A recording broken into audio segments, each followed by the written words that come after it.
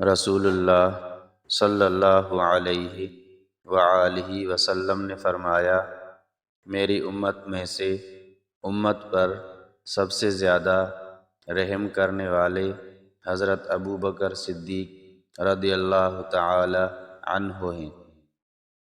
اللہ تعالی کے معاملے میں سب سے زیادہ سخت حضرت عمر رضی اللہ تعالی عنہ ہیں۔ سب سے سچے حیا والے حضرت عثمان غنی رضی اللہ تعالی عنہ ہیں۔ اللہ کی کتاب کے سب سے بڑے قاری ابی بن کعب رضی اللہ تعالی عنہ ہیں۔ وراثت کے سب سے بڑے عالم زید بن ثابت رضی اللہ تعالی عنہ ہیں۔